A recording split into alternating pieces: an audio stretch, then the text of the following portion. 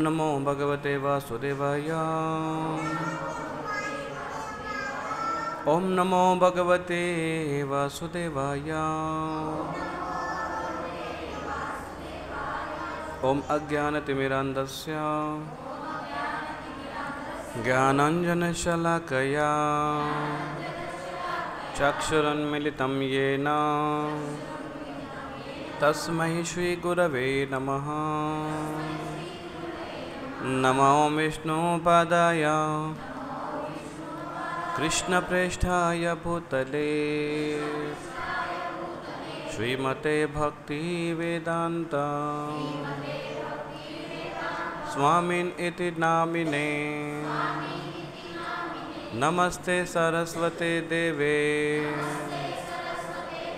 गौरवाणी प्रचारिणे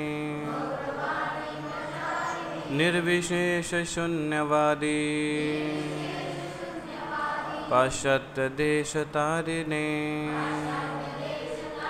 वाञ्छकल्पतरुभ्यश्च कृपा सिन्धुभ्य एव च पतितानां पावनेभ्यो वैष्णवेभ्यो नमो नमः। जय श्री कृष्ण चैतन्य प्रभु नित्यानंद श्री अद्वैत गदाधर श्रीवासदि गौर भक्तवृंद। हरे कृष्णा कृष्ण कृष्ण हरे हरे हरे राम राम राम हरे हरे।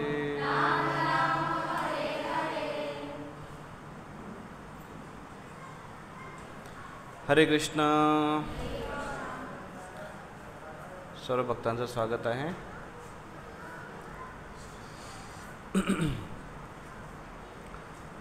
भगवद्गीता गीता दर्शन कार्यक्रम आपण भगवद्गीतेच्या दुसऱ्या अध्यायावर चर्चा करतोय।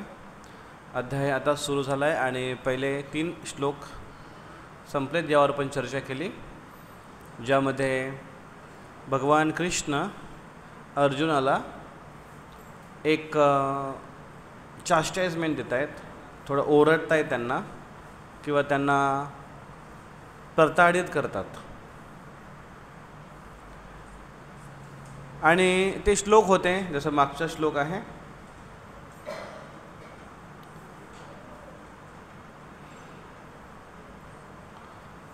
त्याच्यामध्ये आहे क्लैबेमास्म गम पार्थ नैतो तयोप पद्धते क्षुद्रम हृदय दौर्बल्यम त्यक्त उत्तिष्ठ परंतप। हे अर्जुनाला इथे परंतप म्हटलेलं आहे आणि त्याला कृष्ण म्हणतायत की तुझ्यामध्ये परंतपची शक्ती आहे। परंतप म्हणजे शत्रूंना तापवणारा, परंतप तपानेवाला, किंवा शत्रूंना सळो की पळो करून सोडणारा, असा शक्तिशाली अर्जुन होता। अर्जुन एकटा व्यक्ती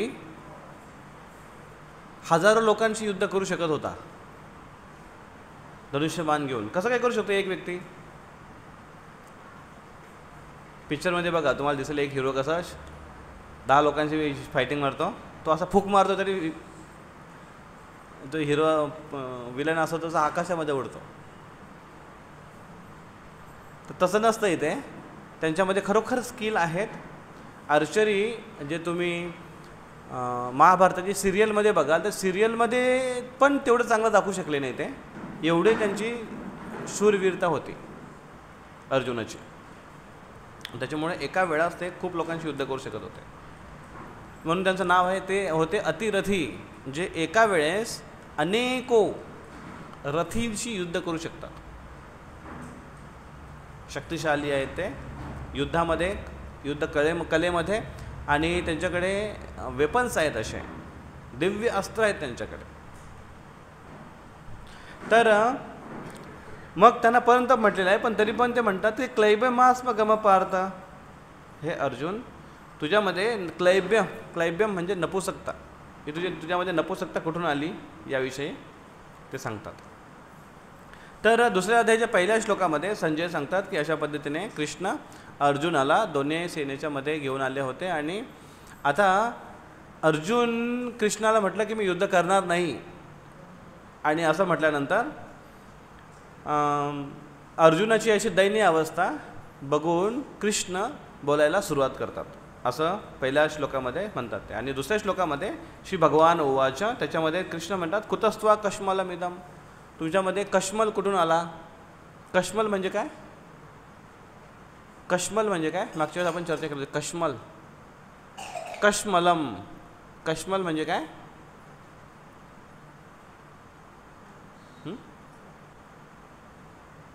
कश्मल म्हणजे काय?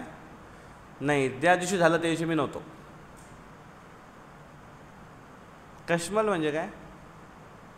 कश्मल म्हणजे कल्मश. कल्मश म्हणजे काय?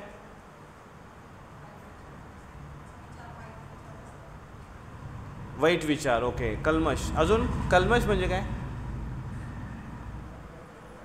दुर्गुण. कल्मश आहेत त्याच्यामध्ये, दुर्गुण आहेत एका व्यक्तीमध्ये, वाईट प्रवृत्ती आहे, वाईट भावना आहे, वाईट विचार आहेत, कल्मश. कुतस्त्वा कश्मलम इदम विषमे समुपस्थितम क्षुद्रम हृदय दौर्बल्यम, तुझ्यामध्ये विकनेस ऑफ हार्ट, हृदय दौर्बलता कुठून आले तुझ्यामध्ये अर्जुन? कल्मश हृदय कुठून आले? हे पहिल्या श्लोकात, दुसऱ्या श्लोकात म्हणजे अर्जुनाच्या कृष्णाच्या पहिल्या श्लोकात म्हणतात. आता कृष्णाने बोलायला सुरुवात केली. दुसऱ्या श्लोकात कृष्ण म्हणतात की क्लैबे मास्म गम पार्था नैतुत्वयो पद्धती, तुझ्यामध्ये हे क्लैब्य हे कल्मश तुझ्यामध्ये कुठून आले अर्जुन? आणि नैतुत्वयो पद्धती क्षुद्रम हृदय दौर्बल्यम, हृदय दुर्बलता तुझ्यामध्ये कुठून आली? त्यक्त उत्तिष्ठ परंतप, हे अर्जुन तू उठ, याच्यातून बाहेर निघ. आपण याच्यावर चर्चा केली होती मागच्या वेळेस, बऱ्यापैकी चर्चा केलेली याच्यावर, आणि त्याच्यामुळे याला पण डिटेली नाही जाणार याच्यात, पण याचा शेवटचा जे काही प्रॉब्लेम हे होते, काही पॉईंट्स होते ज्याच्यावर आपण चर्चा केली होती. कश्मलम बघा, कल्मश कुठून आली म्हणजे याचा अर्थ आहे की अगोदर नव्हतं आणि त्याच्यामुळे आता आलेले आहेत, त्याच्याविषयी ते म्हणतात. मग पार्थ या शब्दावर आपण चर्चा केली. शेवटचे काही शब्द बाकी होते ज्याच्यावर थोडी चर्चा करणं आवश्यक आहे आपल्याला. क्लैब्य,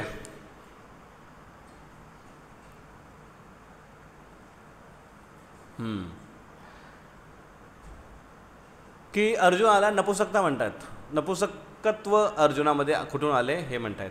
आता बघा, नपुसक या शब्दाचा अर्जुनाशी संबंध आहे. शाप मिळाला होता आणि त्यांचं नाव काय होतं अर्जुनाचं त्यावेळेस? बृहन्नळा. बृहन्नळा कोण होती?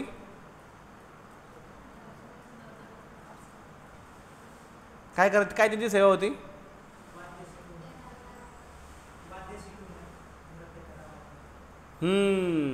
वाद्य शिकवण्यासाठी होते, ते संगीत शिकवण्यासाठी होते. कोणाला? उत्तर राजाची कन्या, तिला शिकवण्यासाठी होता. आणि त्याच्यामुळे त्यांना, आणि अक्षरशः त्यांचा व्यवहार तसा होतं पण एका वर्षासाठी. त्यांना शाप तो मिळाला होता, तो तिथे त्यांनी यूज केला भगवंतांच्या आशीर्वादाने, इंद्राच्या आशीर्वादाने. आणि म्हणून कृष्ण जे आता इथे म्हणतायत की तू एका वर्षासाठी जो क्लैब्यम होता ते सवय लागली का काय तुला? परत तसाच ती प्रवृत्ती घेऊन आला की काय इथे? आणि म्हणून कृष्ण त्यांना असं पद्धतीने म्हणत क्लैब्य मास्म गम पाळता. तर परंतप, परंतपमध्ये शत्रूंना तपवणारा, शत्रूंना सळोके पळो करून सोडणारा. अर्जुनाची प्रत्युंचा जरी वाजली, प्रत्युंचा म्हणजे काय माहिती आहे? हां, धनुष्याची दोरी असते त्याला प्रत्युंचा म्हणतात. ती दोरी एवढी कडक असते, म्हणजे तो धनुष्यच एवढा टाईट असतो की ती दोरी जर ओढली ना तर तसा असा एकदम ठण असा एकदम जोरात आवाज होतो त्याचा. एवढा जोरात आवाज होतो त्याचा की कमी मजबूत हृदय असलेल्या लोकांना हार्ट अटॅक येऊ शकतो. बरेच तर शत्रू हे पळून गेले. हाती आणि घोड्याने मलमूत्र विसर्जन केला त्यांची जेव्हा प्रत्युंशाने टणकार केली तेव्हा. आणि जे सेना आहे त्यांचं हृदय व्याकुळ झालं, घाबरले ते. असं वर्णन आहे महाभारतामध्ये. असंच वर्णन रामायणामध्ये येतं. जेव्हा शूर्पणखेचं नाक आणि कान कापलं आणि नाक आणि कान कापल्यानंतर ती गेली रडत रडत आपल्या भावांकडे. कोणाकडे गेली ती पहिल्यांदी? खर आणि दूषण तिचे भाऊ होते, त्यांच्याकडे गेली ती.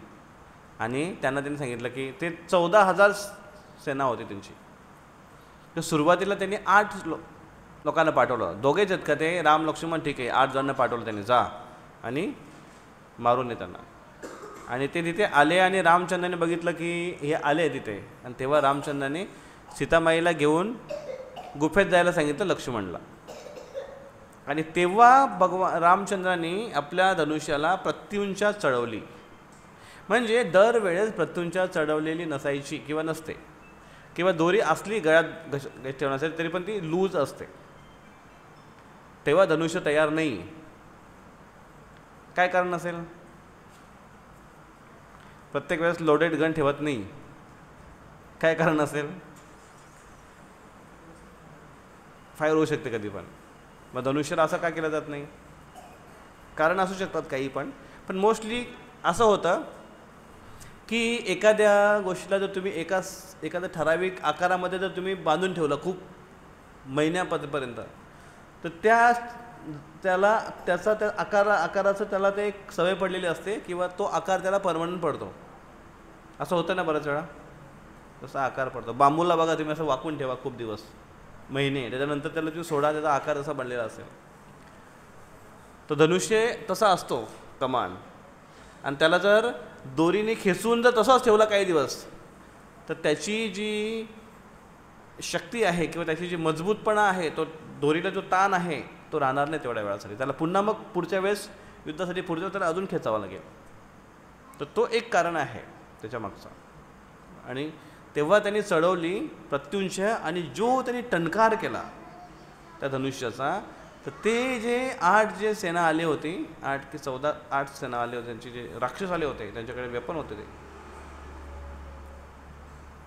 ते तिथेच हादरून खाली पडले. म्हणजे कसं व्हायब्रेशन्स असेल ते विचार करा तुम्ही. याचं वर्णन हे असंच, म्हणजे असं आपल्याला वाटेल की हे काय अलंकारिक नाही आहे फक्त, की अच्छा असं झालं का, बरं बरं मग काय झालं, अरे मग काय नाही. जसं वर्णन येतं की प्रभू रामचंद्राने शिवधनुष्य तोडला जेव्हा त्याला प्रत्युंश लावायला गेले, आणि त्याला एवढा खेचला की तो जोराने कडाडला एकदम. तो धनुष्य एवढा शक्तिशाली होता, एवढा मोठा पण होता आणि एवढा मजबूत होता की तो जेव्हा तुटला खाड, त्याचा जो आवाज आला, तो आवाज एवढा भयंकर आवाज होता की तिथे ते धनुष्य बघायला एवढे लोक आले होते, प्रयत्न करायला उचलायला, सीतेचा वरण करण्यासाठी आले होते सगळेजण. तर ते त्याच्यातले तिथे येणारे जे खुर्चीवर बसणारे सगळे आपल्या आसनावरून जसं त्या खुर्चीवर बसलेत की नाही, सगळे धडामसे खाली कोसळले. एवढा भयंकर तो व्हायब्रेशन्स होता. बऱ्याच जणांचं तर लाल पिलं झालं सगळं, धोती त्यांची पिवळी झाली सगळ्यांची. आणि तिथे फक्त दशरथ महाराज, लक्ष्मण, विश्वामित्र हे फक्त आपल्या सीता महाराणी हे फक्त योग्य पोझिशनमध्ये होते तिथे. बाकी सगळे डिस्टर्ब झाले होते. काही बेशुद्ध पडले, काही आसनावरून खाली कोसळले. असा भयंकर आवाज होता. म्हणजे त्या काळची जे इक्विपमेंट्स असायचे, लोक असायचे, शक्ती असायची, याची कल्पना पण करणं आजकाल आपल्याला थोडंसं कठीणच जाईल. कारण आपण म्हणू की अरे एक धनुष्य तोडून एवढा असं काय एवढा आवाज होणार आहे. जसं बंदुकीची गोळी मारली तर एक धाम, तेवढ्यापुढे थोडासा एक व्हायब्रेशन्स आहे. किंवा एखादी तोफ जर उडेल जोरात धडामचं, तर एवढा काही खास आवाज नाही वाटणार. पण एखादा बुरुज फुटला तर बुरुज समजतं, एखादा खदानमध्ये ते उडवतात बघा बार, तर किंवा एका ठिकाणी बॉम्बस्फोट केला जातो, तो जो आवाज असतो भयंकर, त्या काळात तशा पद्धतीची शक्ती त्या काळी असायची लोकांना. मग असं अर्जुनाकडे शक्ती होती. आणि म्हणून शत्रूला पर्यंत पळून सोडणारा अर्जुन होता. पण तरी पण अर्जुन तुझ्यामध्ये ह्या गोष्टी आल्या कुठून, हे अर्जुन कृष्ण इथे त्यांना विचारतायत. आणि परंतप, तपचा एक अर्थ आहे तपस्या. अर्जुन हा परंतप म्हणजे परम तपस्वी होता. अर्जुन जर परम तपस्वी आहे तर मग तुझी तपस्येचं फळ, त्याचं जे त्यातून जी एक शक्ती निर्माण होते तपस्याने, ती तुझी गेली कुठे अर्जुन, असं कृष्ण त्यांना विचारतायत. परंतप, तपस्या करणार. तपस्या दोन प्रकारच्या असतात, एक शारीरिक तपस्या आणि एक मानसिक तपस्या. शारीरिक तपस्या कुठली असते?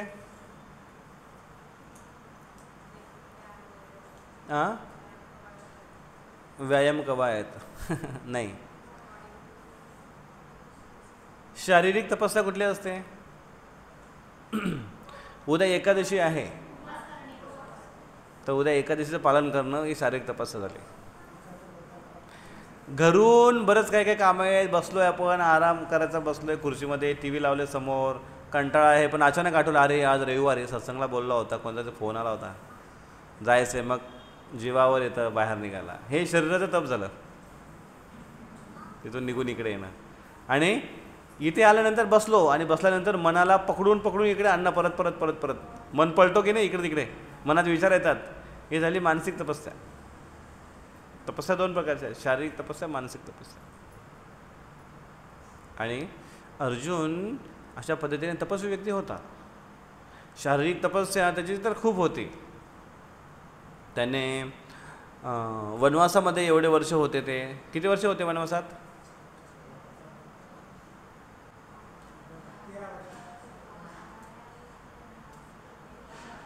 नक्की डिसाईड करा. 12 + 1 13 वर्ष ते वनवासामध्ये होते. आणि त्या वनवासामध्ये पण त्यांच्यावर किती आक्रमण झाले.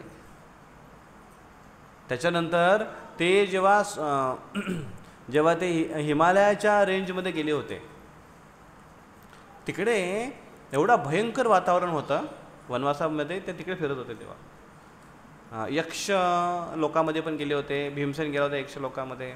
कुबेराशी फाईट करून त्याने सौगंधिक नावाचे कमळ, 1000 पाकळ्यांचं सोनेरी रंगाचं कमळ, अतिशय सुगंध झाला. त्याचा सुगंध 100 मैल अंतरावरपर्यंत यायचा. असा सुगंध, म्हणजे कुठून सुगंध येईल तो? एक नाशिकवर असेल तर इथे सुगंध येईल. एक मैल म्हणजे किती किलोमीटर? नाही, 1 मैल म्हणजे 1.25 किलोमीटर असेल. नाही, बघा बरं कॅल्क्युलेशन शोधा. 1 मैल = किती kilometre? No, I think 1 point something. Google बाबा.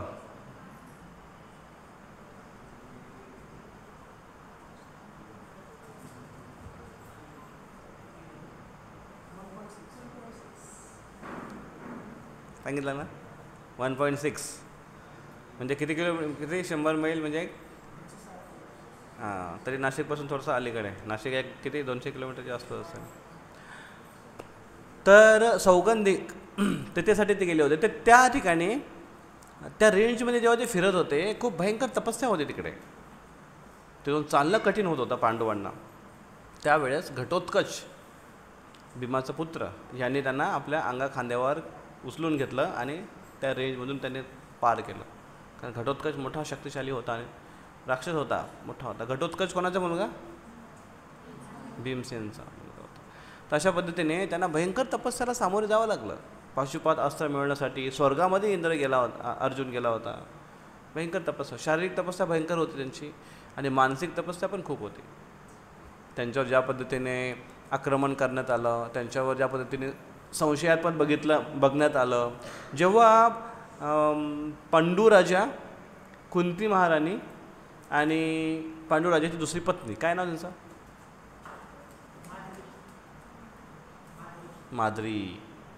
माद्री. हे तिघेजण जेव्हा वनवासामध्ये होते, आणि त्यावेळेस पांडुराजाला शाप होता की ते पुत्र उत्पन्न करू शकत नाही. आणि म्हणून पुत्रप्राप्तीसाठी देवतांचं आवाहन करण्यात आलं. ही पद्धत होती त्या काळामध्ये, आता ते शक्य नाही आहे. आणि त्यांच्याद्वारे पुत्र उत्पन्न करण्यात आले. आणि मुलं जेव्हा झाले आणि त्याच वेळेस त्या शापाच्या कारणाने पंडूराजाची मृत्यू झाली.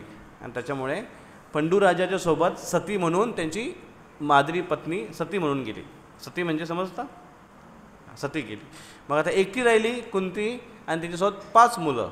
यांना घेऊन जंगलात कशी राहील? म्हणून ऋषींनी सांगितलं की तुम्ही आपण आता वनवासात नका राहू, तुम्ही राज्यामध्ये जा. जेव्हा राज्यात आले तेव्हा त्यांना स्वीकारण्यात आलं नाही. त्यांच्यावर अनेको प्रश्न उचलले गेले. कुंतीकडे संशयास्पद दृष्टीने बघण्यात आलं. असं होतं ना खूप वेळा, कारण पतीला शाप आहे. आणि जसं आता आजकाल जसं फॅमिली प्लॅनिंग असतात स्त्रियांसाठी, तसं पुरुषांसाठी पण फॅमिली प्लॅनिंग असतात. नसबंदी म्हणतात त्याला. पण जर पुरुषाची नवऱ्याची जर नसबंदी झाली आणि तरी पण जर त्याची पत्नी जर गर्भवती राहिली तर संशयास्पद आहे किती. मग सगळं चेकअप केलं जातं, काय काय काय काय काय प्रॉब्लेम झाला का, फेल झालं का, वगैरे वगैरे वगैरे. पण संशयास्पद आहे या गोष्टी सगळ्या. तर तसं संशयास्पद कुंतीकडे बघण्यात आलं.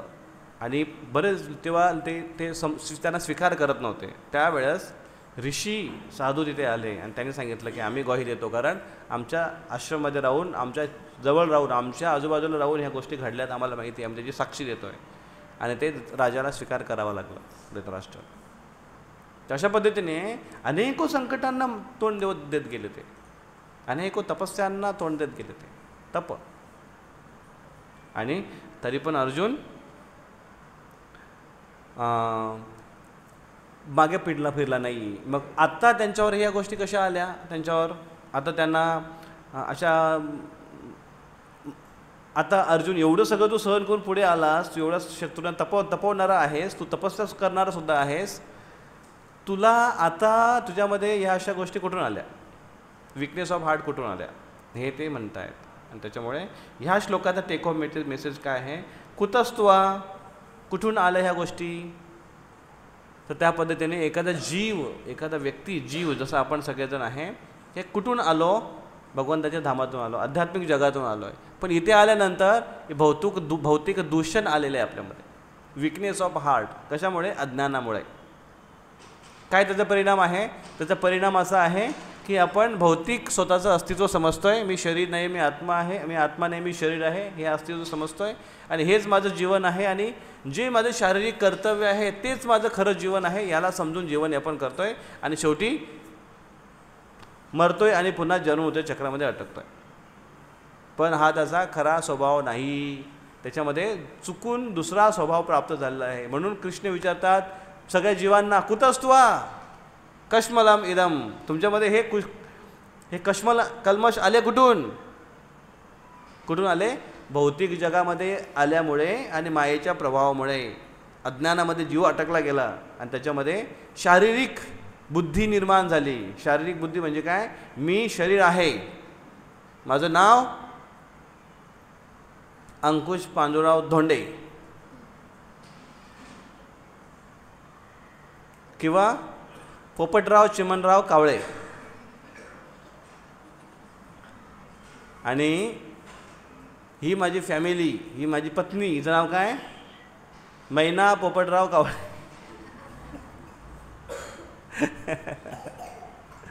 आणि हा आमचा सगळा किलबिल परिवार. अशा पद्धतीने एक स्वतःचं अस्तित्व काय मानतो व्यक्ती? मी शरीर आहे. मग हे कुठून आलं? इथे आल्यानंतर आलं. हे माझं नाव आहे, मी प्रोप्रायटर आहे, हे माझी फॅमिली आहे, हे माझी प्रॉपर्टी आहे, हे माझा बिझनेस आहे. आणि इथं मी आतापर्यंत मी एवढं कमवलंय, आता मी एवढं कमवणार, आणि याच्यानंतर माझे हे स्वप्न आहेत आणि मी असं बांधणार. हे सगळं काय आहे? कुतस्त्वा. कृष्ण विचारतात, कुतस्त्वा, कुठून आले हे सगळं? आले कुठून? आले कुठून? कुठून आले? जेव्हा एखादा व्यक्ती जीवनभर हाच विचार करतोय, काय विचार करतोय? की मी आत्मा आहे, नाही, मी आत्मा नाही, मी शरीर आहे, मी शरीर आहे, मी शरीर आहे. शरीर हा माझा जीवनाचा उद्देश आहे आणि शरीराला सुखी करणं हेच माझं कर्तव्य आहे आणि हाच माझा उद्देश आहे, हाच माझा ध्येय आहे आणि नातेवाईकांना संतुष्ट करणं हाच माझ्या जीवनाचा उद्देश आहे, हे जेव्हा तो जीवनभर करतो तेव्हा मृत्यूच्या क्षणी त्याला घेऊन जाण्यासाठी भयंकर यमदूत येतात. त्यांच्या हातामध्ये चाबूक आहेत, गळफास आहे, अकरार विकरार त्यांचं शरीर आहे, बघायला असे डोळे असे तांब्यासारखे लाल बुंद आहेत आणि यमदंड आहे त्यांच्याकडे आणि फडफडत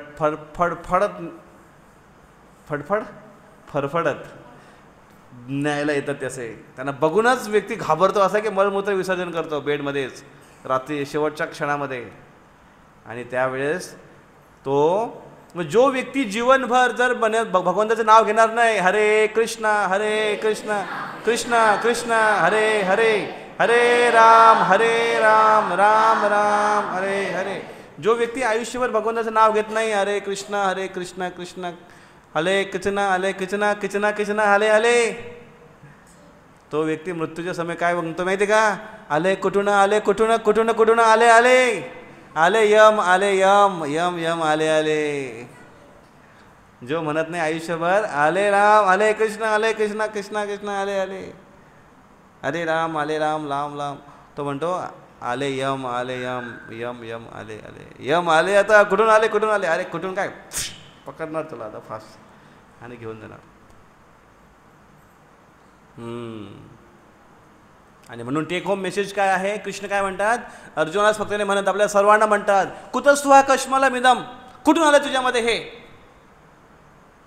कार्पण्य दोष, तुझ्यामध्ये कृपणता कुठून आले, कंजूसी कुठून आली? अर्जुन, हे जीव, तू माझा अंश आहेस, दिव्य अंश आहेस, शक्ती संपन्न आहेस, प्युअर आहेस, शुद्ध आहेस 100%. कृष्ण म्हणतो. म्हणून आपण आध्यात्मिक चेतना विकसित करणं आवश्यक आहे.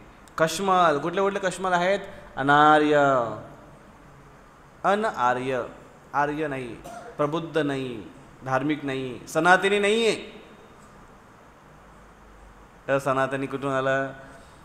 क्लैब्य, नपुसकता, क्षुद्रता, हृदय दौर्बल्यम, विकनेस ऑफ हार्ट, हृदयामध्ये दुर्बलता कुठून आली अर्जुना? हे जीव. कशामुळे सगळ्या गोष्टी येतात? अज्ञानामुळे. काय अज्ञान आहे? आपल्या खऱ्या अस्तित्वाप्रती अज्ञान आहे. समजत नाही पटकन, समजलं तरी उमजत नाही. माहिती आहे समजणं आणि उमजणं? कळतं पण वळत नाही, तसं होतं. म्हणून प्रयत्न, त्यक्तोत्तिष्ठ अर्जुन, त्यक्तोत्तिष्ठ भारत. हे अर्जुन उठ, काय कर? त्यक्तोत्तिष्ठ भारत. काय केलं पाहिजे त्यासाठी? उठ म्हणजे काय? अज्ञानावर मात कर, अज्ञानातून बाहेर निघ, उठ इथून बाहेर आणि ज्ञानचक्षु ज्ञानी बन, प्रबुद्ध बन. त्याच्याने काय होईल? व्यक्ती भक्ती मार्गाचा स्वीकार करेल आणि अशा पद्धतीने मूळ स्वभाव प्राप्त करेल. अर्जुनाचा मूळ स्वभाव काय आहे? परंतप. अर्जुन, तू परंतप आहेस. परंतप म्हणजे काय? परंतप म्हणजे काय? परंतप शत्रूंना पळून लावणारा आहे, शत्रूंना तपवणारा आहे. आणि परंतपचा दुसरा अर्थ काय?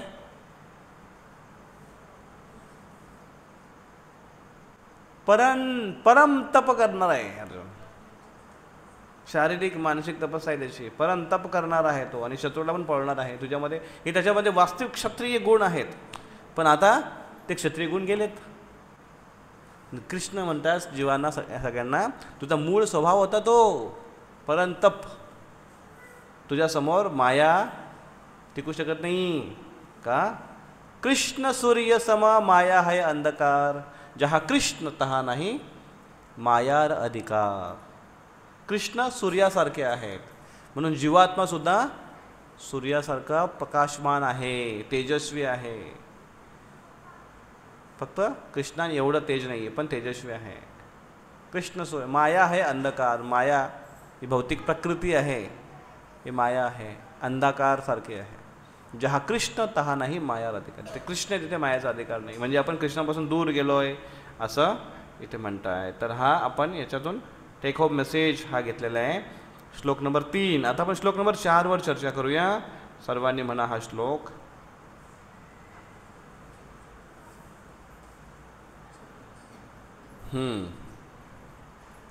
अर्जुन उवाच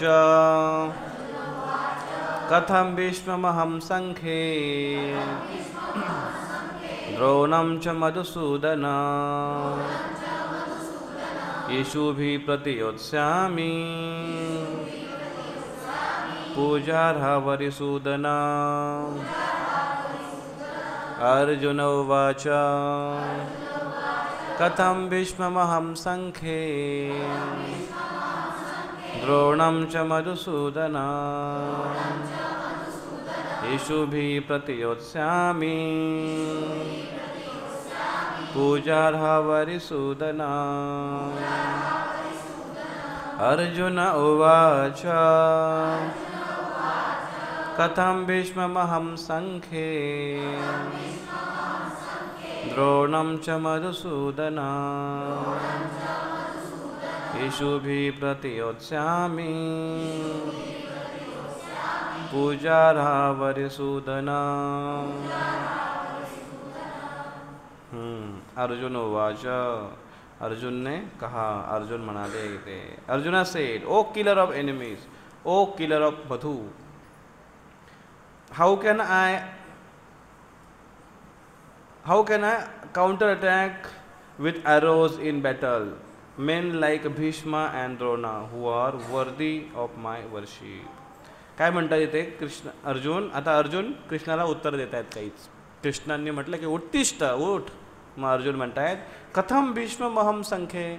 हे अर्जुन, हे कृष्ण मला कृपया करून सांगा, कथम कसं काय. भीष्म आणि द्रोणमच. भीष्म पितामहासारखे एक श्रेष्ठ व्यक्ती आहेत, माझे पितामह आहेत ते. आणि द्रोणमच, द्रोण पण आहे. द्रोण माझे कोण आहेत, गुरु आहेत. यांना सगळ्यांना मी कसं काय मारायला घेऊ हे मधुसूदन. तर कृष्णाने इथे कुठल्या नावाने हे केलेलं आहे, संबोधण्यात आलेलं आहे, मधुसूदन आणि अरिसूदन. अरी म्हणजे काय, शत्रू. अरिसूदन म्हणजे शत्रूंना मारणारे हे कृष्ण. तुम्ही शत्रूंचा नाश करणारे आहेत. आणि तुम्ही मधु नावाचा जो राक्षस होता, मधु नावाचा राक्षस होता माहिती तुम्हाला. मधु आणि कैटब नावाचे 2 भाऊ होते, एक मोठे राक्षस होते. आणि त्यांचा वध कृष्णाने केला म्हणून कृष्णांचं नाव पडलं मधुसूदन. तर हे कृष्ण आहेत मधुसूदन. तुम्ही शत्रूंना नाश करण्यामध्ये एक्सपर्ट आहात, पण तुम्ही तुमच्या वरिष्ठांची पूजा करण्यामध्ये पण एक्सपर्ट आहात. तुम्ही शत्रूंना मारताय आणि तुमचं नाव आहे अरिसूदन आणि मधुसूदन, पण इथे तुम्ही माझ्या गुरुजनांना मारासाठी सांगताय मला. म्हणून त्यांचा हा प्रश्न आहे, कथम भीष्म महम संख्ये. कथम कसं काय सांगा तुम्ही मला. भीष्म महम संख्ये द्रोणम च मधुसूदनम इषुभिः प्रतियोत्स्यामि. इषु म्हणजे बाणाने तुम्हाला मारायला सांगताय तुम्ही त्यांना म्हणा. प्रतियोत्स्यामि प्रतियुद्ध, प्रतियोत्स्यामि काउंटर अटॅक. त्यांच्यावर प्रति हल्ला मी. त्यांनी मला मारलं, त्यांच्यावर त्यांनी मला आक्रमण केलं, पण मी त्यांच्यावर प्रति आक्रमण कसं काय करू शकतो. का, माझ्यापेक्षा श्रेष्ठ आहेत ते. जसं एखादी मुलगी असेल, एखादा मुलगा असेल, वडिलांनी जर काय बोललं, आई जर काय बोलली आणि ती जर तोंड प्रतिउत्तर देत असेल तर बाकी लोक काय म्हणतात, बघ कशी बोलते, बघ उलट उत्तर कशी देते बघ, आहे ना. किंवा मुलाला म्हणतात कसा उलट उत्तर देतो बघ, म्हणतात की नाही. म्हणजे वरिष्ठांनी जरी काही आम्हाला बोलले तरी पण आपण प्रतिउत्तर नाही द्यायला पाहिजे, असा एक नीती, एक नियम आहे. कधी कधी तर असा नियम पण आहे की जरी वरिष्ठ चुकत असतील तरी लहानांनी त्यांना करेक्ट करू नये. हा नियम आहे, लहानांनी त्यांना करेक्ट करू नये. मग लहानांनी काय करावं, लहानांनी वाट बघावी की सुधारतील ते आपोआपच, किंवा ते आपल्यापेक्षा वरिष्ठ आहेत, त्यांना लवकर समजेल त्यांची चूक, किंवा मग खूप जास्त चुकत असतील तर मग त्याला सांगावं जो त्यांना करेक्ट करेल, पण त्याने स्वतःहून नाही करू नये असा नियम आहे. आणि कृष्ण त्या पद्धतीने त्याचं पालन करतात. का? ते शत्रूंना मारण्यामध्ये एक्सपर्ट आहात. अरिसूदन मधुसूदन. अरी शत्रूंचा नाश करणार आहे. कृष्णाचा शत्रू कोण आहे सांगा?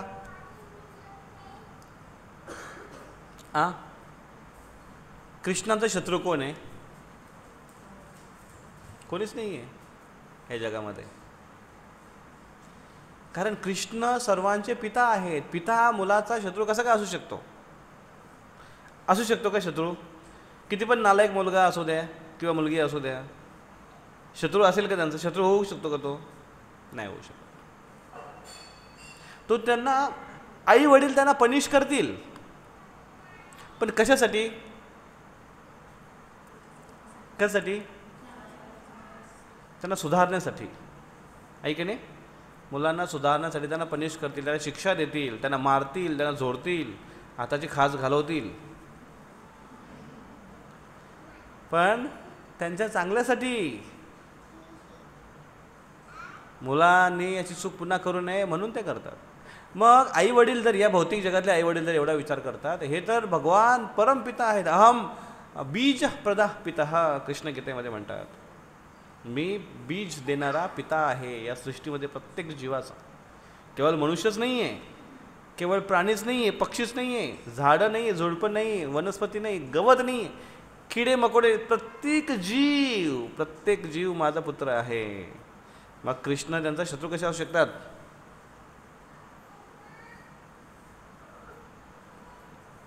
कृष्ण कोणाचे शत्रू आहेत? कृष्ण जे नीतिमूल्याच्या विरुद्ध चालणाऱ्यांचे शत्रू आहेत, नियमाच्या विरुद्ध चालणाऱ्यांचे शत्रू आहेत, अधार्मिक लोक आहेत त्यांचे कृष्ण शत्रू आहेत. का? कारण कृष्ण हे धर्म पर्सॉनिफाईड आहेत. कृष्णम तू साक्षात धर्मम तू साक्षात भगवत प्रणीतम. धर्म म्हणजे काय आहे? धर्म म्हणजे जे भगवान सांगतात त्याला धर्म म्हणतात. भगवान जे बोलतात त्याला धर्म म्हणतात. कारण भगवान हे धर्म पर्सॉनिफाईड, धर्म व्यक्तित्व स्वरूप आहे. त्यामुळे ते जेव्हा शिकवतात तेव्हा ते धर्म असतो. मग जो अधार्मिक वृत्तीचा व्यक्ती असेल, नीतिमत्तेचा पालन करत नसेल, असा व्यक्ती, त्याला शिकवण्यासाठी कृष्ण त्यांचा शत्रूच्या रूपाने त्याचा नायनाट करतात. तर कृष्ण व्यक्तीचा शत्रू नाही आहेत. कृष्ण कसले शत्रू आहेत? नीतिमूल्याच्या विरुद्ध चालणाऱ्याची, ते विरुद्ध जी प्रवृत्ती आहे त्याचे शत्रू आहेत. आणि कधी कधी ती प्रवृत्ती व्यक्तीवर एवढी हावी होते की तो व्यक्ती स्वतःला ती प्रवृत्तीचाच एक पुतळा समजतो आणि त्याला असं वाटते की मी म्हणजे असाच. ऐसा ही हूं मैं. कधी कधी पिक्चरचे डायलॉग हिरो पण बोलतात असं, कधी ऐसा ही हूं मैं, आप कुछ नहीं कर सकते. आणि ते आपल्याला बोलतो हां, मग आपण म्हणतो असाच मी. एक काहीतरी नाटक होतं बघा अगोदर, काय ते होतं, मी वरून असाच मी, आणि असं काहीतरी होतं, काहीतरी एक नाटक होतं असं जुनं फेमस झालेलं. माहिती आहे तुम्हाला? नाही, तुम्हाला नाटकं नसेल माहिती, पिक्चर माहिती असेल. पिक्चर छावा. किती जणांनी छावा बघितला? जरा हात वर करा. लाडकी बहीण योजनेतून आलेला आता छावा फ्रीमध्ये. नाही अजून आलेला? जामलेला आहे का टॉकीज? मग कुठे बघितला? हो, जळगाव जाऊन बघितला. छावा. तर असामी असं एक नाटक होतं, माहिती तुम्हाला? त्याचे अर्थ वेगळे आहेत. फक्त नावच ऐकलं मी, बघितलेले नाटकच आहेत ते. काय बघणार? असामी बरोबर. तर मग कृष्ण इथे म्हणतायत अनार्य क्लैब्यम, आय एम नॉट अनार्य. पुढच्या पहिल्या श्लोकामध्ये कृष्णाने अर्जुनाला काही काही गोष्टी बोलले, आरोप केल्यासारखे. काय आरोप आहे त्यांच्यावर? तू अनार्य आहेस आणि क्लैब्य आहेस. क्लैब्य म्हणजे काय? क्लैबे म्हणजे काय? नपुंसक. आणि अनार्य म्हणजे काय? जो अनार खातो. अनार माहिती? अनार अनार आहे माहिती? डाळिंबला हिंदीमध्ये अनार म्हणतात, अनार. त्याने म्हटलं कृष्णाने अर्जुनाला की अर्जुन तू लय अनार खातोस. पण त्याला म्हणतात ते अनार्य. काय अनार्य म्हणजे काय? बोल बोल बोल. जो आर्य नाही तो अनार्य. मग आर्य म्हणजे काय? जो अनार्य नाही तो आर्य. सनातनी. ओके. सनातनी म्हणजे काय? सनातनी म्हणजे काय? मग सनातन म्हणजे काय? जो टनाटन राहतो.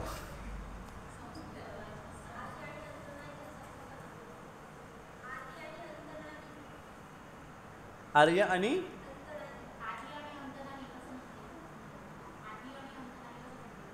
म्हणजे आर्यचा अर्थ असा होतो की जो वैदिक तत्वांचं पालन करतो, धार्मिक तत्वांचं पालन करतो, सिद्धांताचं पालन करतो, धर्माचा नीतिमूल्यांचा पालन करणारा व्यक्ती आर्य. पूर्वीचे लोक जे धार्मिक लोक असायचे, नीतिमूल्यांचं पालन करणारे लोक असायचे, त्यांना म्हणायचे आर्य. पुढे जाऊन तो एक कल्ट बनला, पण आर्य या अर्थाने आहे. तर मग आर्य आणि अनार्य. ते म्हणतात की मला तुम्ही अनार्य म्हटले, मग मी अनार्य नाही आहे किंवा क्लैबेम्पियम नाही आहे. तर इथे अर्जुन काय म्हणतायत की कसं करू मी भगवान सांगा. तुम्ही मला हे शब्द म्हणून मला म्हणताय की तू उठ, आक्रमण कर, तुझ्यामध्ये अनार्यता आलेली आहे. कृष्ण काय म्हणतात इथे? अर्जुन काय म्हणतात? I am not anarya because to kill one's guru is anarya, therefore I am hesitating. Hesitate करणं मी ते करू इच्छित नाही आहे. मग वास्तविक अनार्य काय आहे? शत्रूंना मारणं किंवा आपले नातेवाईकांना, आपल्या गुरूंना मारणं हे अनार्य आहे का? हे वैदिक तत्वाचं उल्लंघन केल्यासारखं आहे का? उलट त्यांना मारणं हे अनार्य आहे. गुरूंची हत्या करणं, गुरूंना मारणं हे हे चांगलं आहे का वाईट आहे? अमेरिकेमध्ये मुलं रिव्हॉल्वर घेऊन शाळेत जातात. रिव्हॉल्वर समजते का? किती प्रगती आहे ना अमेरिकेत.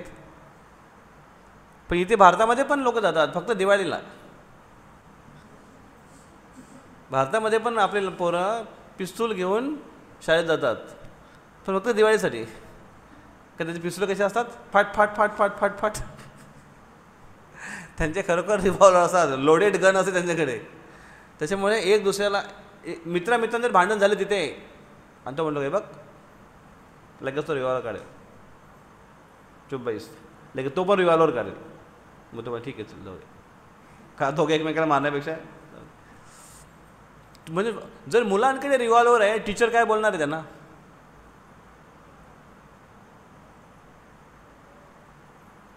तर मग गुरूंवर हत्यार उचलणं, गुरूंना उलट शब्द बोलणं, गुरूंचा अपमान करणं, हे कुठला नीतिशास्त्र आहे हा? बरोबर आहे. म्हणून अर्जुन आता कृष्णाला हाच क्वेश्चन करतोय, काउंटर क्वेश्चन करतोय की तुम्ही जे मला सांगताय की मी अनार्य आहे, पण मग गुरूंना मारण्यामध्ये काय आर्यता आहे? है ना. द्रोणमच्या मधुसूदना, भीष्म आणि द्रोण यांचा हे माझ्या गुरूंसारखे आहेत, यांना मी शस्त्र उचलणं हे काय अनार्य नाही. त्याच्यामुळे अर्जुन इथे म्हणतायत की not I am not anarya. It is not cowardness. Coward म्हणजे काय? हां, भित्रासारखे. भॅड भित्रापेक्षा भॅड जरा बरं आहे. भॅड समजता ना? मग मी तसा नाही आहे ते म्हणतायत. हां, weakness of heart but a strong heart which is given respect to superior. जर वरिष्ठ आपल्याला चॅस्टाईज करत असतील आणि तिथे शांत राहणं एका भित्रेपणाचं लक्षण आहे का? नाही. मग तुम्ही म्हणा की अरे तो तुला एवढा बोलला आणि तू शांतपणे ऐकून घेतलंस, काय भित्रा आहे. नाही, मग वरिष्ठांच्या प्रती उलटवार करणं हा कुठला शौर्य आहे. हे आपल्या याच्यामध्ये नाही आहे, आपल्या प्रिन्सिपलमध्ये नाही आहे, आपल्या तत्वामध्ये बसत नाही या गोष्टी. आणि म्हणून अर्जुन अशा पद्धतीने म्हणता येते. तो अर्जुनाचे हे काय आहेत आता जस्टिफिकेशन म्हणजे काय, एक तर्क आहेत ते, वादविवादासाठी तर्क करताय अर्जुन. कसं काय मी करू त्यांना. अर्जुन इज इल्युजन, भ्रमित झाला होता अर्जुन इथे. तर बघा आता पहिल्या ह्याच्यामध्ये पहिल्या अध्यायामध्ये अर्जुन हतबल झाला. हतबल जाऊन अर्जुन रथामध्ये बसला आणि रथात बसल्यानंतर कृष्णाला म्हणतो की पहिल्या त्याला समजत नाही की काय करायला पाहिजे. मग म्हणतो की दोन्ही सेनेच्या मध्ये घेऊन या. दोन्ही सेनांच्या मध्ये आणल्यानंतर अर्जुन आता म्हणतो की माझे सगळे वरिष्ठ लोक आहेत, मला युद्ध करायची इच्छा होत नाही, माझ्या अंगाला घाम फुटला आहे, मला माझा अंग थरथर कापतं आहे, मला तोंडाला माझा एकदम ड्रायनेस झालेले आहे, सुकलेले आहे आणि थरथर कापायला लागला आणि बसला. अर्जुन म्हणतो मी युद्ध करत नाही. आणि कृष्ण त्याला सांगायला लागले आता की कसं तुझ्यामध्ये हे दूषितपणा आलेला आहे, तुझ्यामध्ये हा विकनेस आलेला आहे, हृदयाचा विकनेस आलेला आहे आणि तुझ्यामध्ये हा दुबळेपणा कुठून आलेला आता, हे त्यांना ते सांगायला चालू करतायत. आणि अर्जुन आता इथे कारणं देत आहेत. तर अगोदर ते म्हटलात की युद्ध काय करू की काय करू नाही करू, माझ्या लोकांना मारून काय फायदा होणार आहे, मला पाप लागणार आहे वगैरे वगैरे 5 रिझन देत आहेत. आता अर्जुन कन्फ्यूज पण झालेले आहेत आणि आता तर्क पण करतायत की कसं मी युद्ध न करणंच योग्य आहे. आणि म्हणून ते भ्रमित आहेत, दिग्भ्रमित आहेत. आणि म्हणून कृष्ण त्यांना आता योग्य मार्गदर्शन करतील, कारण त्यांनी कृष्णांचा आश्रय घेतला आहे. तर इथे बघा काही शब्द उपयोग आणलेले आहेत.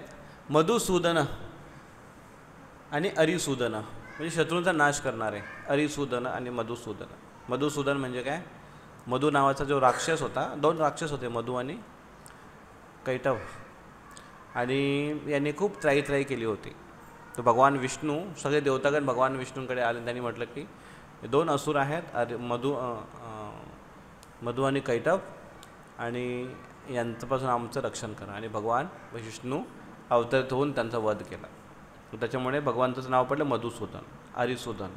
आणि पूजार्हाव, पूजनीय आहेत भगवान. हे गुरु जे आहेत ते पूजनीय आहेत. पूजनीयाचं कारण काय आहे, पूजनीयाचे कारण आहे कारण त्यांच्यामध्ये ती योग्यता आहे, आदरणीय आहेत. त्यांनी आपल्याला या भौतिक जगातून बाहेर निघण्यासाठी एक ज्ञान दिलं आहे म्हणून ते पूजनीय आहेत.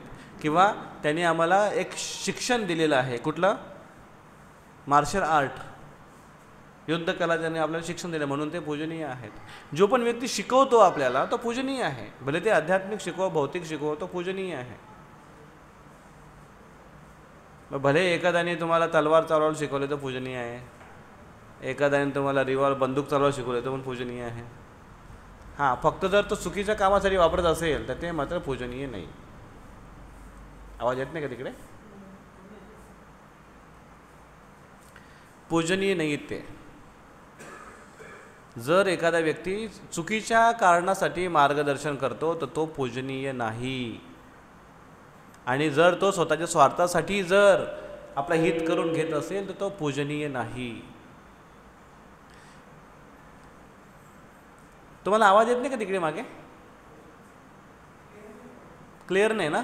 इकडे पुढे येऊन बसा ना सगळ्यांनी. ते 4-5 जण डोके आहेत फक्त आणि एवढ्या मोठ्या चटया पसरल्यात. ठीक आहे, पुढच्या वेळेस बसा, आता संपला. आज जेवढं समजलं तेवढं समजलं. आवाज घुमतोय.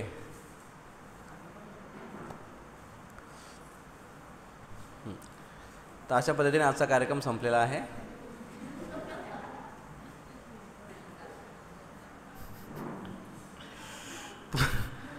पूजनीयचं कारण काय आहे,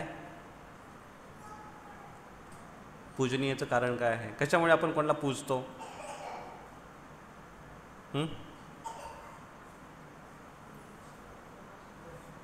कधी कधी सासूबाई सुनेच्या 5वीला पूजलेली असते. त्याला म्हणतात का पुजतो? म्हणतात ना कधी कधी माझी 5वीलाच पुजलेली नाही. पूजणे कशामुळे पूजतो? एखाद्या व्यक्तीला आपण पूजतो ज्याने आपल्याला काही संस्कार दिले चांगले. अजून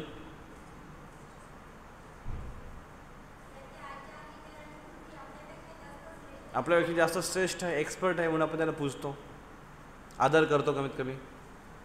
अजून पूजण्याचं कारण काय?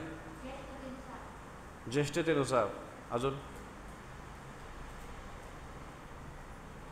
अच्छा ठीक आहे. कोणाचं पूजन केलं पाहिजे? गुरूंचं पूजन केलं पाहिजे. दुसरा आईवडिलांची पूजा केली पाहिजे, मातापिताची पूजा केली पाहिजे म्हणजेच आईवडील. हां. अजून शास्त्रांची पूजा केली पाहिजे. अजून शिक्षकांची पूजा केली पाहिजे. अजून शस्त्रांची पण पूजा केली पाहिजे. दिवाळीला दसऱ्याला शस्त्रांची पूजा केली पाहिजे. ठीक आहे. अजून कसली पूजा करतात? लक्ष्मी. काय म्हटलंय? लक्ष्मीपूजन, लक्ष्मी संपत्ती 6 झाले. अजून धरती मा. ओके. आईचं पूजन केलं पाहिजे. गोमाता, भगवान नारायण कोणतरी म्हटलं इथे. अजून कोणाकोणाचं पूजन करावं?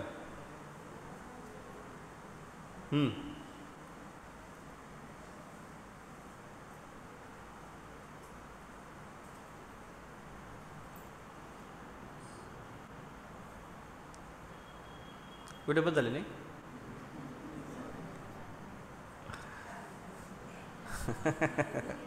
एवढे बस झाले. जास्त पूजा करून पण डोकं फिरून जाईल, डोकं खराब होऊन जाईल. तर हे पूजनीय आहेत. आता मला एक सांगा, एक महत्त्वाचा पॉईंट आहे याच्यात. पूजनीय याचं महत्त्व काय आहे? आपण कोणाची पूजा करतोय, आराधना करतोय, कोणाला रिस्पेक्ट, याच्यात काय फायदा आहे आपला? का म्हणून पूजन करावं कोणाचं?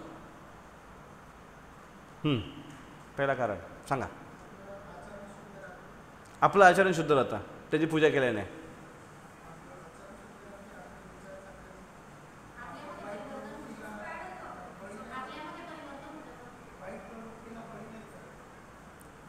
ओके. अजून हां, आपण मोटिवेटेड असतो, इन्स्पायर असतो, म्हणून कृतज्ञता भावनेसाठी आपण, आपली कृतज्ञता आहे म्हणून आपण पूजा करतो. अजून त्यांच्यापासून आपण एक प्रेरणा घेतो म्हणून आपण पूजा करतो. अजून काय? मनाला आत्मिक समाधान मिळतं. कसं काय समाधान मिळतं? पूजा केल्याने मिळतं समाधान.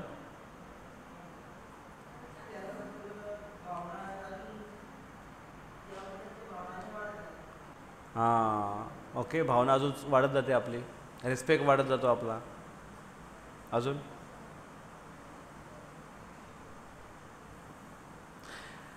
कोणाला रिस्पेक्ट दिल्याने, कोणाला पूजा केल्याने, कोणाला वर्शिप केल्याने आपल्याला काय लाभ होतो याच्यावर चर्चा करतो आपण. पूजा ज्याची करतो ना त्याला जास्त लाभ होण्यापेक्षा जास्त लाभ आपल्याला होतो, मानसिक समाधान जसं म्हटलं. अजून काय फायदा होतो आपल्याला पूजा केल्याने?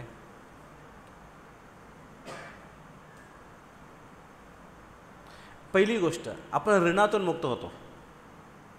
ऋण कुठले आहेत आपल्यावर? जसं आईवडिलांची पूजा करतो, आईवडिला सकाळी उठून आईवडिलांच्या पाया पडतो, पायावर डोकं ठेवतो, डोक्यावर नाही पाय ठेवतो, आईवडिलांच्या डोक्यावर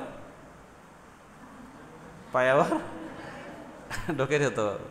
सकाळी उठल्यानंतर आईच्या पायावर डोकं ठेवतो, वडिलांच्या पायावर डोकं ठेवतो. याच्याने काय होतं? सगळ्यात पहिला काय, आपल्यावर ऋण आहेत त्यांचे. ऋण म्हणजे काय? उपकार. त्या उपकाराची परतफेड तर नाही करू शकत आपण, पण कमीत कमी एक जाण ठेवतोय आपण आणि त्याच्यातून मुक्त होण्याचा प्रयत्न करतोय. म्हणून पायावर डोकं ठेवणं तो एक फायदा आहे की ऋणतून मुक्त होण्यासाठी. दुसरा, कृतज्ञतेची भावनेसाठी आपण कृतज्ञ आहे त्यासाठी की थँक्यू तुम्ही मला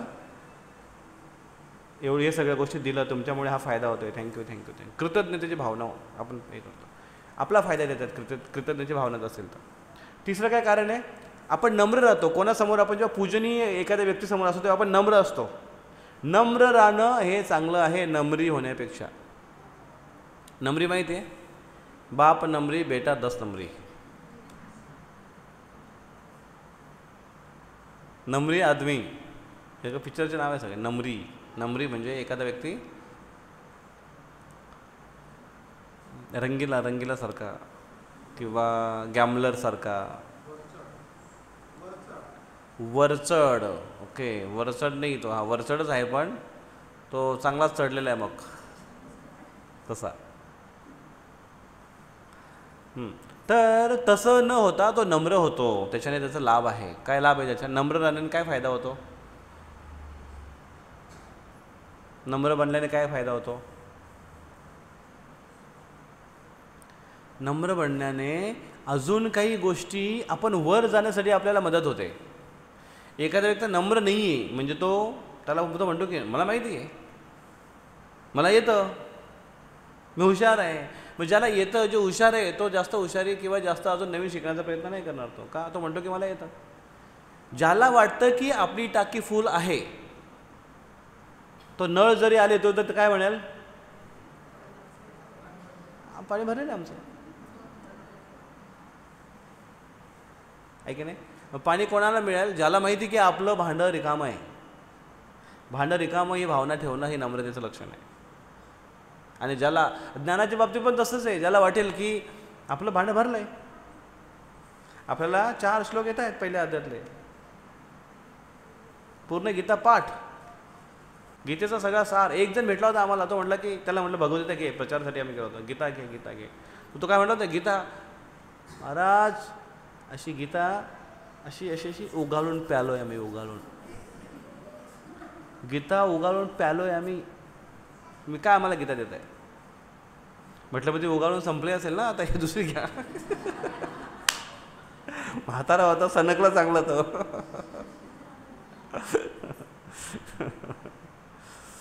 अवघड माणूस आहे, अवघड मनुष्य. मग तो व्यक्ती घेऊ नाही शकत का? कारण तो उगाळून प्याला आहे ना. तो नुसतं ढकार पण देईल तो, तरी नुसते श्लोक बाहेर निघतील. तो नुसतं असं म्हणलं का, धृतराष्ट्रवाच,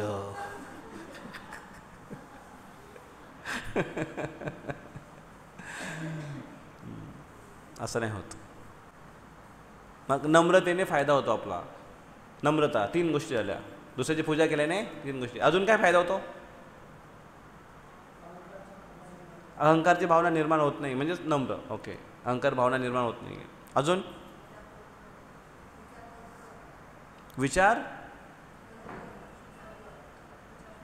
काय म्हणते म्हणते? अच्छा, शुद्ध विचार, चांगले विचार येतात असं म्हणता. कसं काय चांगले विचार येतात पूजा केल्याने? हां, मनात चांगल्या भावना, चांगला विचार का त्या व्यक्तीबद्दल चांगल्या भावना असतात, त्याच्यामुळे मन आपलं ना तृप्त राहतं, शांत राहतं. एखाद्या व्यक्तीबद्दल मनात जर वाईट भावना निर्माण झाली, वाईट विचार आले, तर मन कसं शांत होतं का? अरे तो असा एकदम आतमध्ये वादळ सुरू होतं, एकदम याला मी काय करू, याला अशी धरू की शेंडी पिळू की त्याची काय करू चालू होतं. मग त्याच्या मनात एकटं बसले असेल पण मनामध्ये विचार चालू असतात, याला मी ना असा धरेन इकडे, असा पकडून द्याला नाही, असं बोलेन त्याला, हे बोलेन. मग ते डायलॉग, मनाचे डायलॉग चालू होतात की त्यांनी मला जर असं बोलला ना तर मी लगेच त्याला असं उत्तर देईन, आणि हे जर त्यांनी मला असं उत्तर दिलं तर मी त्याला धरीनच मग लगेच. आणि मग काय काय काय काय मग 1 घंटाभर तो विचार करतो त्याच्यावर. तासभर निघून गेल्यानंतर मग कोणतरी बोलतो, हे काय करतो? काय नाही, असंच बसलो. मनामध्ये विचार. तर दुसऱ्याबद्दल वाईट विचार करतो, मन उद्विग्न होतं. पण दुसऱ्याबद्दल रिस्पेक्टिव्ह अगर विचार असतील तर मन आपला खूप चांगलं होतं, पॉझिटिव्हिटी निर्माण होते मनात. आपला लाभ आहे त्याच्यामध्ये. अजून काय फायदा होतो पूजा केल्याने? दुसऱ्याला सुपिरियर मानण्याने काय फायदा होतो?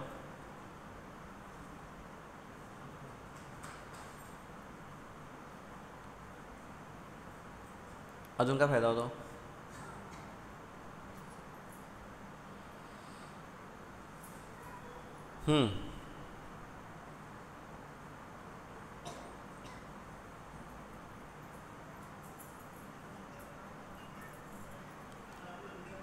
आपण जेव्हा दुसऱ्याला रिस्पेक्ट देतोय, दुसऱ्यांचे चांगले गुण जेव्हा बघतोय, तेव्हा ते चांगले गुण आपल्यामध्ये यायला मदत होते. हा आपला फायदा आहे. एखाद्या व्यक्ती बघा, शाळेमधले जे एखादा चांगला टीचर, जो एखादा बेस्ट टीचर असतो, तो आपल्याला आवडतो खूप, हा टीचर येऊन जाईल, त्याचे गुण आपण आपोआप घेतो का, त्यांच्या त्या गुणांकडे आपलं लक्ष जास्त असतं. असं होतं ना. हां, तर विशेष मॅडम असेल, विशेष सर असतील, त्यांचे ते गुण खूप आवडतात आपल्याला, आणि त्या गुण ते विसरत पण नाही आपण. असं तुमच्या जीवनामध्ये कोण सर आहेत का, किंवा टीचर कोणतरी आहे का, मॅडम कोण आहे का, की ज्यांना तुम्हाला असं वाटतं की हां, हे टीचर म्हटलं म्हणजे एकदम आदर्श तुमच्यासाठी आहेत. आजकाल आहेत की नाही माहिती नाही, असतील, आहेत ना अजून पण आदर्श टीचर. आमच्या वेळेमध्ये पण होते असे. पण एवढ्या शिक्षणामधून प्राथमिक शिक्षण, माध्यमिक शिक्षण, नंतर उच्च शिक्षण, college, junior college, senior college, कॉलेजमध्ये तर काय टीचर आले, आपली आपली ड्युटी केली, गेले. आता काही खास कनेक्शन नाही, पण शाळेमध्ये आहे तो कनेक्शन. त्या टीचर अजून आपल्याला ओळखतात, अजून त्या टीचरांना आपण आठवण करतो आहे, त्यांचे गुण आपण आत्मसात करतो आहे. तो आपला फायदा आहे. त्यांचे गुण आपल्यामध्ये येतात. जेव्हा दुसऱ्यांच्या चांगल्या गुणांबद्दल आपण विचार करतो, ते गुण आपल्यामध्ये येतात. जेव्हा आपण दुसऱ्याच्या वाईट गुणांबद्दल विचार करतो, तेव्हा ते वाईट गुण आपल्यामध्ये येतात. म्हणून वाईट गुणांकडे दुर्लक्ष केलं पाहिजे. तर अशा पद्धतीने पूजनीयताचं महत्त्व आहे. आणि इथे कृष्ण म्हणतात भगवान अर्जुनाला की अर्जुन, त्या पूजनीय व्यक्ती आहेत ना, त्यांना मार. आता इथे बघा, दोन पूजनीय व्यक्ती आहेत आणि एक पूजनीय व्यक्ती सांगतो दुसऱ्या पूजनीय व्यक्तीला मार. काय कराल? संभ्रम निर्माण होता. करू काय? ऐकू तरी कोणाचं? ऐकावे कोणाचे? माहिती आहे का तुम्हाला ऐकावे कोणाचे? एक धडा होता, गाढवाला घेऊन चालले होते. ऐकावे कोणाचे? एकदा प्रसंग असा घडला की जमदग्नी नावाचे एक ऋषी होते. त्यांची पत्नीचं नाव होतं रेणुका. पतिव्रता स्त्री होती. पाणी आणण्यासाठी तलावावर जायची, जंगलात राहायची, झोपडी याच्यामध्ये कुटीमध्ये राहायचे. त्यांना एक 4 मुलं होते वाटतं, आणि त्यातला सगळ्यात मोठा होता परशुराम. आणि मग ती पतिव्रता स्त्री होती. ती जेव्हा एका तलावावर जायची पाणी आणायला पिण्यासाठी, तर तिची अशी पातिव्रताची अशी एक शक्ती होती की ती त्या पाणी भरायची गरज नसायची. ती गेली फक्त तलावावर, तिने ठेवलं ते मटकं की ते आपोआप भरलं जायचं आणि तिच्याकडे यायचं होते. मग ती त्याला हातात घेऊन यायची. पण त्यावेळेस ती गेल्यानंतर तिथे काही लोक होते, आंघोळ करण्यासाठी आले होते. कोण लोक होते ते? स्वर्गातले होते, गंधर्व. गंधर्व दिसायला खूप सुंदर दिसतात आणि गायला तर अतिशय सुंदर गातात. सगळ्यात बेस्ट ऑर्केस्ट्रा जर असेल कोणाचा तर तो गंधर्वाचा,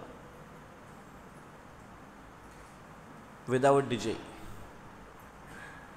आणि त्यांना ती गेली तिथे पाणी भरायला. त्यांनी बघितलं की गंधर्व किती सुंदर दिसत आहेत, त्यांचे खूप सुंदर त्यांचं गायन आहे, शरीर आहे. आणि काही क्षणासाठी तिचं लक्ष त्यांच्याकडे गेलं, त्या व्यक्तींकडे. आणि त्याच्यामुळे त्याच्या पातिव्रत्यामध्ये दोष निर्माण झाला. पूर्वीच्या काळामध्ये मनातले विचार पण पकडले जायचे. कलियुगामध्ये बरं आहे, मनात काही पण विचार आले तरी पण त्याचे पाप लागत नाही. मनात जर वाईट विचार आले तर पाप लागत नाही. पण मनात जर चांगले विचार आले तर पुण्य नक्कीच लागेल. अरे तर अजून भारी आहे. मग तर कोणाबद्दल चांगले विचार फक्त करा, बस, बाकी काहीच करू नका. नुसते चांगले विचारच करा तरी फायदा होणार आहे. कारण चांगले विचार करता करता करता चांगल्या कृती पण होतील. आणि त्याच्यामुळे रेणुकाचं पातिव्रत्य दोष निर्माण झाला. त्याच्यामुळे ते घडा भरायला त्यांना वेळ लागला, रिटर्न यायला वेळ लागल्यामुळे जमदग्नीने विचारलं एवढा वेळ का बरं झाला. आणि ती चूप बसली, तिने समजलं नाही. आणि जमदग्नीने लगेच ओळखलं की अशी गडबड झाली. तिला असा राग आला की तुझ्या मनात असा विचार आला कुठल्या परपुरुषाबद्दल. त्याने आपल्या मुलाला सांगितलं, उचल ती तलवार आणि आईचा शिरच्छेद कर. सर त्यांचे जुदा मान उडवायची. तो मुलगा म्हणतो की कसं काय करू मी, माझी आईला कसं काय मारू, आईला मारा किती मोठं पाप आहे. तो म्हणतो नाही मी करू शकत. दुसऱ्या मुलाला सांगितलं तू कर, त्याने पण नाही केला. परशुराम आले. परशुराम म्हटलं की आईचा सर उडव, माझी आज्ञा आहे तुला. आणि त्यांनी लगेच परशु काढला परशुरामने, आणि परशुराने एका वारामध्ये आईचं डोकं सर धडापासून वेगळं. आणि जमदग्नी म्हटले की या दोन नालायकांनी मुलांना म्हणताय यांनी पण माझं ऐकलं, माझ्या आज्ञेचं उल्लंघन केलं, यांना पण उडव. आणि त्यांनी त्याच परशुने त्यांना पण मारलं. आणि तिथे रक्त बंबाळ सगळं झालं. आणि जमदग्नी खूप खुश झाले. शाबास, मी तुझ्या खूप प्रसन्न आहे, बोल तुला काय वरदान पाहिजे. ते म्हटलं की यांना सगळ्यांनाच मी जिवंत करा परत, आणि यांना आठवण नाही राहिली पाहिजे की मी त्यांना मारलंय, त्याची विस्मृती करून टाका. आणि जमदग्नी खूप खुश झाले. फार बुद्धिमान मुलगा.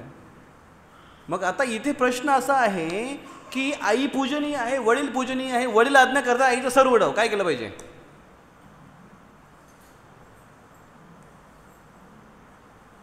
मुलाला म्हटलं वडिलांनी जा आईच्या तिजोरीतून पैसे काढ, आईचं कपाट फोड, माझी आज्ञा आहे तुला. मुलांनी काय केलं पाहिजे. आईची खोटी सही मार इथे, काय केलं पाहिजे मुलाने. बऱ्याच डिटेल्स आहेत, पूर्वीच्या काळासारखं आजकाल नाही आहे. हां करू शकतो, आजच्या काळामध्ये पण करू शकतो, वडिलांचे पालन तंतोतंत करू शकतो, आईच्या विरोधात जरी असेल तरी पण त्या वडिलांमध्ये तेवढी शक्ती पाहिजे की मेलेल्या आईला जिवंत केलं पाहिजे. तर तेवढी शक्ती वडिलांमध्ये नाही आहे, तर मुलांनी विचार करून नियमाचं पालन करावं. पण पूजनीय कधी कधी असा संभ्रम निर्माण होऊ शकतो आज्ञापालनामध्ये. म्हणून पण आज्ञापालनाने लाभ काय आहे, पूजनीयचा फायदा काय आहे, आपला स्वतःचाच लाभ आहे. म्हणून आपण नम्र भावनेने पूजनीय व्यक्ती जे आहेत त्यांच्याप्रती श्रद्धा आपली ठेवणं खूप जास्त चांगलं महत्त्वाचं आहे, आणि त्यांची वाढवत ठेवणं हे खूप जास्त महत्त्वाचं आहे. अर्जुन ह्या पॉईंटवर इथे जोर देत आहेत. धर्म को अधर्म और अधर्म को धर्म समजना, respect not demand but commanded. आदर हा जबरदस्तीने घेतला जात, तो कमवावा लागतो.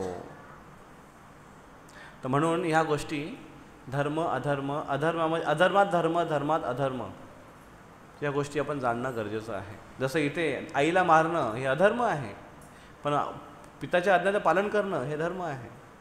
मग एका धर्माने दुसरा अधर्म नष्ट पण झाला, आईला जिवंत पण केलं ना. ते कधी कधी असे प्रसंग जीवनामध्ये खूप घडतील. जसं युधिष्ठिर महाराजांना सांगितलं कृष्णाने की खोटं बोल. युधिष्ठिर महाराज आयुष्यात कधीच खोटं बोलले नाही. त्याने म्हटलं की सांग द्रोणाचार्याला की तुझा पुत्र दुष्टद्युम्न अश्वत्थामा मारला गेला. आणि युधिष्ठिर महाराज म्हणतो की खोटं मी कसं काय बोलू, मी सत्यवचनी आहे, माझं नाव धर्म आहे, खोटं कसं बोलू. कृष्ण म्हणतात मी म्हणतो ना बोल, तरी पण ते मानायला तयार नाही. मग कृष्णाने म्हटलं की बघ धर्म अश्वत्थामा मेला एवढंच फक्त तुम्हाला म्हणायचं आहे, पुढे काहीच म्हणायचं नाही. मग त्याने अश्वत्थामा नावाचा हत्ती आणला आणि भीमाला सांगितलं की भीम युधिष्ठिरच्या समोर त्या हत्तीला मार अश्वत्थामा. आणि मग युधिष्ठिरला विचारलं सांग सांग आता अश्वत्थामा मेला की नाही. तो बोला हां अश्वत्थामा मेला. पण अश्वत्थामा कोण, हाती आहे.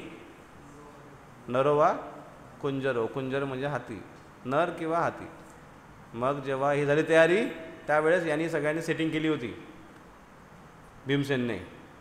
आणि भीमसेनने सगळ्या ठिकाणी न्यूज पसरली होती अश्वत्थामा मेला, अश्वत्थामा मेला, अश्वत्थामा मेला. आणि त्यावेळेस द्रोणाचार्य जोरान लढत होता आणि भीमसेन आला आणि भीमसेन म्हणतो अरे ब्राह्मणा का लाज वाटते का तुला, क्षत्रियासारखा लढतो, मुलगा मेला तिकडे, अश्वत्थामा मेला आणि तू खुशाल लढतो इथे. हे जेव्हा बोलत तेव्हा अश्वत्थामा एकदम द्रोणाचार्य एकदम असे खळबळून झाले की माझा मुलगा मेला. बोले हां पण भीम म्हणतो, भीमवर काय माझा विश्वास नाही. कोणाला विश्वासू व्यक्ती कोण आहे? युधिष्ठिर. युधिष्ठिर कधी खोटं बोलत नाही आणि म्हणून ते युधिष्ठिरकडे आले. युधिष्ठिर, मला तुझ्यावर विश्वास आहे, तू फक्त सांग अश्वत्थामा मेला का? युधिष्ठिर काय म्हटलं? अश्वत्थामा हताहतः, अश्वत्थामा हताहतः, नरो वा कुंजरो वा. तर जेव्हा युधिष्ठिर महाराज म्हटले की अश्वत्थामा हताहतः, पुढचा शब्द बोलण्याच्या अगोदर भीमसेनने तिकडे ढोल ताशे नगारे चालू ठेवले होते, तयारच ठेवले होते.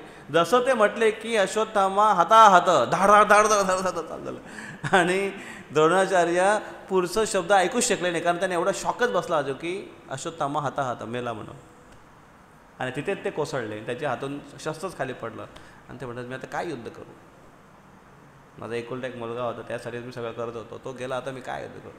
आणि म्हणून ते रथावर आले आणि बसले आणि त्यांनी शस्त्र सोडून दिला.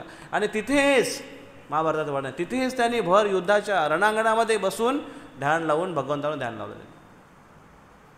आणि हे बघून दुष्टद्युम्न तलवार घेऊन निघाला त्याला मारायला. तोपर्यंत असे द्रोणाचार्य आपलं शरीर सोडून गेले होते, असं वर्णन आहे. मग युधिष्ठिर महाराजांनी सत्य बोलणं हे धर्म आहे की अधर्म आहे? म्हणून असं म्हणतात की युधिष्ठिर महाराजांचा रथ चालायचा जेव्हा तो जमिनीला स्पर्श नव्हता करत, तो 2 इंच जमिनीपासून वर चालायचा. त्याची शक्ती एवढी होती, तपस्येची एवढी शक्ती होती, सत्य वाकची शक्ती होती, वर चालायचा. पण जेव्हा त्यांनी कृष्णांच्या आज्ञेचं उल्लंघन केलं सत्यासाठी, कृष्णाने म्हटलं की नाही नाही बोलणार नाही मी, तेव्हा त्यांचा रथ जमिनीवर आला आणि तेव्हापासून त्यांचा रथ जमिनीवर चालायला लागला. काही लोक म्हणतात की ते खोटे बोलले म्हणून जमिनीवर आला, पण वास्तविक भगवंताची आज्ञेचं पालन करणं हा खरा धर्म आहे. तर म्हणून ह्या गोष्टी धर्म अधर्म ह्या गोष्टी समजणं थोडं कठीण आहे आपल्याला, कारण धर्म आणि अधर्म प्रत्येक वेळेस बदलतो, व्यक्तीनुसार बदलतो. पुढच्या वेळेस आपण याच्यावर जरा विस्तारित चर्चा करू आपण. म्हणून आपण 6व्या स्कंदामध्ये वर्णन येतं की धर्मस्य तत्वम निहितम गुहाय, धर्माचे तत्व आहे ते खूप गहन आहेत. म्हणून काय केलं पाहिजे? महाजनो येन गतास पंथा, जे महाजन आहेत त्यांच्या आज्ञाचं पालन केलं पाहिजे, त्यांच्या म्हणण्यानुसार आपण वागलं पाहिजे आणि मग आपण सेफ राहू. म्हणून कुठली गोष्टीबद्दल आपल्या मनामध्ये संभ्रम असेल विचारलं पाहिजे आपण आपल्या वरिष्ठांना की काय आहे, याचा अर्थ काय आहे. मनाने काही न केलं पाहिजे. आपल्याकडे एक म्हण आहे बघा, ऐकावे मनाचे नाही.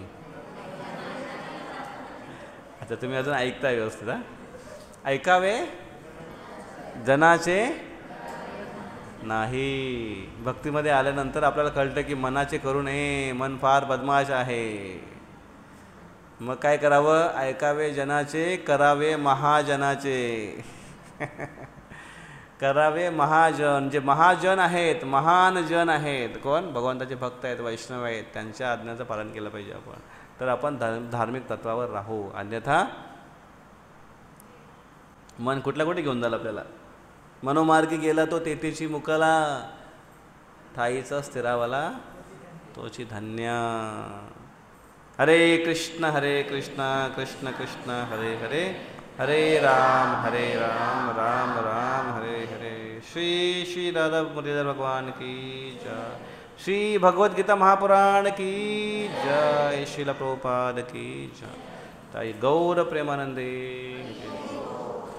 हरे कृष्णा. कोणाचा काय प्रश्न आहे का? आपण त्याची चर्चा करू शकतो.